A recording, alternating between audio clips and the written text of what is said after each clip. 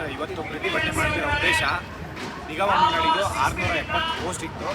ಇಲ್ಲಿ ಕಾಂಗ್ರೆಸ್ ಸರ್ಕಾರ ಬಂದಮೇಲೆ ಮೇಲ್ ಸರ್ಕಾರ ಬಂದರೆ ಜೂನಲ್ಲಿ ಫಸ್ಟ್ ನೋಟಿಫಿಕೇಷನ್ನು ಈ ಒಂದು 670 ಪೋಸ್ಟ್ ನಿಗಮ ಮಂಡಳಿ ನೋಟಿಫಿಕೇಷನ್ ಮಾಡ್ತಾರೆ. ಈ ನೋಟಿಫಿಕೇಷನ್ ಮಾಡೋ ಉದ್ದೇಶ ಸರ್ಕಾರದ್ದು ಅನ್ನಭಾಗ್ಯ ಅಂತ ಏನು ಕೊಡ್ತಾ ಇದ್ದಾರೆ, ಅದು 5 ಗ್ಯಾರಂಟಿಯಲ್ಲಿ ಇದು ಒಂದು ಅನ್ನಭಾಗ್ಯ, ಒಂದು ಗ್ಯಾರಂಟಿ.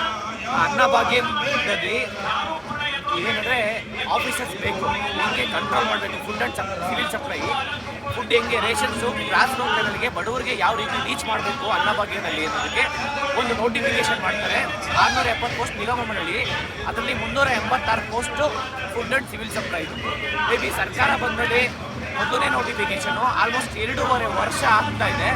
ಆ ನೋಟಿಫಿಕೇಶನ್ ಪ್ರೋಸೆಸ್ ಕಂಪ್ಲೀಟ್ ಮಾಡ್ತಾ ಇಲ್ಲ. KEAದವರು 1 ವರ್ಷದಲ್ಲಿ ಆ ನೋಟಿಫಿಕೇಶನ್ ಬಂದಮೇಲೆ ಜೂನಲ್ಲಿ ನೋಟಿಫಿಕೇಶನ್ ಬರುತ್ತೆ 2023 1 ವರ್ಷದಲ್ಲಿ, ಅಂದರೆ ನೆಕ್ಸ್ಟ್ ಜೂನ್ 20ನೇ ತಾರೀಕು ಒಳಗಡೆನೆ ಅವರು ಎಲ್ಲ ಎಕ್ಸಾಮ್ ಪ್ರೋಸೆಸ್ ಕಂಪ್ಲೀಟ್ ಮಾಡಿ ರಿಸಲ್ಟ್ಸ್ ಬಿಡ್ತಾರೆ. 6 ತಿಂಗಳಾಗಿದೆ. ಫುಡ್ ಆ್ಯಂಡ್ ಸಿವಿಲ್ ಸಪ್ಲೈ ಡಿಪಾರ್ಟ್ಮೆಂಟ್ಗೆ ಹೋಗಿ ಅದರಲ್ಲಿ ಚಂದ್ರಕಾಂತ್ ಅಂತ ಹೇಳ್ಬಿಟ್ಟು MD ಇದ್ದಾರೆ. ಅವರು ನನಗೆ ಗೊತ್ತಿರೋ ಪ್ರಕಾರ ಈ ನೋಟಿಫಿಕೇಶನ್ಲಿ ಸ್ಕ್ಯಾಮ್ ಆಗಿದೆ.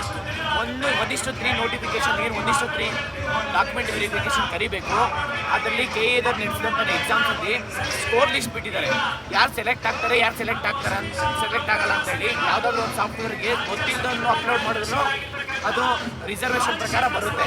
ಆದರೆ ಅವರು ಬೇಕು ಅಂತ ಹೇಳ್ಬಿಟ್ಟು ಅವರು ಬೇಕಾಗಿರೋ ಕ್ಯಾಂಡಿಡೇಟ್ಸ್ನ ಅದನ್ನು ಸೇರಿಸಿದ್ದಾರೆ. ಟಾಪ್ ರ್ಯಾಂಕ್ ಯಾರಿದ್ದಾರೆ ಅವ್ರನ್ನ ಆಚೆ ಹಾಕಿದ್ದಾರೆ. ಅದನ್ನು ನೋಡಿ ಯಾವುದೇ ಒಂದು ನೋಟಿಫಿಕೇಶನ್ ಆಗಬೇಕು ಅಂದರೆ ಮುಂಚೆನೇ ಫೈನಾನ್ಷಿಯಲ್ ಡಿಪಾರ್ಟ್ಮೆಂಟಿಂದ ಅಪ್ರೂವಲ್ ಆಗಿರುತ್ತೆ. ಆದರೆ ಅವ್ರು ಏನು ಹೇಳ್ತಿದ್ದಾರೆ, MD ಅವರು ಚಂದ್ರಕಾಂತ್ ಅವರು, ಈ ಒಂದು ನೋಟಿಫಿಕೇಶನ್ ಸ್ಕ್ಯಾಮ್ ಮಾಡ್ತಾ ಇರೋದ್ರಿಂದ ನಮಗೆ ಫುಡ್ ಆ್ಯಂಡ್ ಸಿವಿಲ್ ಸಪ್ಲೈ ಇದು ಫೈನಾನ್ಷಿಯಲ್ ಡಿಪಾರ್ಟ್ಮೆಂಟಿಂದ ಅಪ್ರೂವಲ್ ಆಗಬೇಕು ಮತ್ತೆ ಅಂತ ಹೇಳ್ತಿದ್ದಾರೆ. ಆದರೆ ಇದು ಎಷ್ಟು ಮಟ್ಟಿಗೆ ಸರ್ಕಾರ ಕೂಡ ಅವರಿಗೆ ಸಪೋರ್ಟ್ ಮಾಡ್ತಾ ಇರೋಂತ ಗೊತ್ತಾಗ್ತಿಲ್ಲ. ಯಾವುದೇ ಒಂದು ನೋಟಿಫಿಕೇಶನ್ ಆಗಬೇಕು, ಒಂದು ಎಕ್ಸಾಮ್ಸ್ ಕಂಡಕ್ಟ್ ಮಾಡಬೇಕಂತಂದರೆ ಅದರಲ್ಲಿ ಫೈನಾನ್ಷಿಯಲ್ ಡಿಪಾರ್ಟ್ಮೆಂಟಿಂದ ಅಪ್ರೂವಲ್ ಆಗಿರುತ್ತೆ.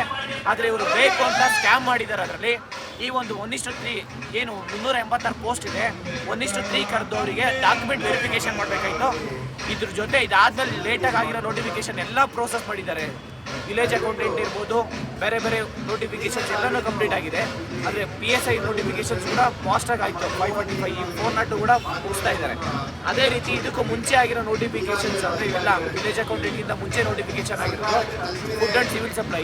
ಇದ್ರ ಜೊತೆ ಏನಪ್ಪ ಅಂದರೆ 670 ನಿಗಮ ಮಂಡಳಿ ಪೋಸ್ಟ್ ಇತ್ತು, ಕಿಯೋನಿಕ್ಸ್ ಇರ್ಬೋದು, MSI ಇರ್ಬೋದು, ಲೇಬರ್ ಡಿಪಾರ್ಟ್ಮೆಂಟು ಎಲ್ಲಾದರೂ ನೋಟಿಫಿಕೇಶನ್ಸು ಆಲ್ಮೋಸ್ಟ್ ಕಂಪ್ಲೀಟ್ ಆಗಿದೆ. ಮೊನ್ನೆ ರೀಸೆಂಟಾಗಿ ಲೇಬರ್ ಡಿಪಾರ್ಟ್ಮೆಂಟಿಂದ ಫೈನಲ್ ಲಿಸ್ಟ್ ಬಿಟ್ಟಿದ್ದಾರೆ. ಆದರೆ ಇವರಿಂದ ಡಾಕ್ಯುಮೆಂಟ್ ವೆರಿಫಿಕೇಶನ್ ಮಾಡೋದಕ್ಕೆ ಇಷ್ಟು ಡಿಲೇ ಮಾಡ್ತಿದ್ದಾರೆ ಅಂತಂದರೆ ಈ ಒಂದು ಡಿಪಾರ್ಟ್ಮೆಂಟಲ್ಲಿ ಎಷ್ಟು ದೊಡ್ಡ ಮಟ್ಟ ಸ್ಕ್ಯಾಮ್ ಆಗಿರಬೇಕು.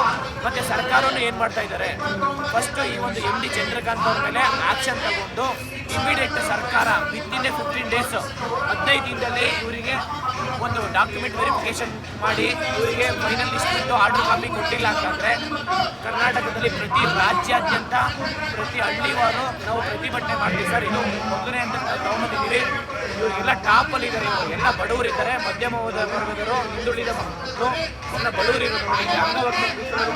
ನೋಡಿ ನೋಡ್ಬೋದು ಇವ್ರಿಗೆ ಪಾಪ ಇವ್ರಿಗೆಲ್ಲ ನ್ಯಾಯ ಕೊಡಲೇಬೇಕು ಸರ್ಕಾರ. ನೀವು ನೋಟಿಫಿಕೇಶನ್ ಏನಿಗೆ ಕೊಡ್ತೀರಾ?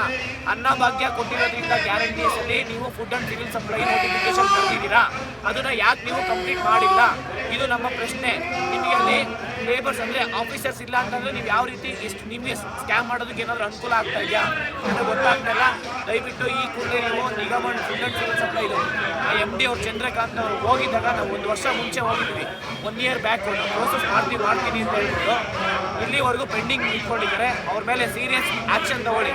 ಅವ್ರನ್ನ ಫಸ್ಟು ಎನ್ಕ್ವೈರಿ ಮಾಡಿ ಅವ್ರನ್ನ ಹಾಕಿ ಅವ್ರಿಗೆ ಏನೆಲ್ಲ ಅಫೆನ್ಸ್ ಇದೆ ಅವ್ರ ಮೇಲೆ ಹಾಕಿ ಫಸ್ಟ್ ತನಿಖೆ ಮಾಡಿ ಅವ್ರ ಮೇಲೆ ಫಸ್ಟು. ಯಾಕೆಂದರೆ ಅವ್ರಿಗೆ ಬೇಕಾಗಿರೋದನ್ನ ಲಿಸ್ಟಲ್ಲಿ ಸೇರಿಸ್ಕೊಂಡಿದ್ದಾರೆ ಅಂದರೆ ಯಾವ ಉದ್ದೇಶಕ್ಕೆ ಸೇರಿಸ್ಕೊಂಡಿದ್ದಾರೆ, ಟಾಪ್ ಇರೋ ರ್ಯಾಂಕಿಗೆ. ಮತ್ತು ಬೇರೆಯವ್ರಿಗೂ ಅವರಿಗೆ ಡಿಲೇ ಆಗ್ತಾ ಇದೆ. ಡಿಲೇ ಆಗೋದ್ರಿಂದ ಎಷ್ಟು ಕಷ್ಟ ಆಗ್ತಾ ಇದೆ.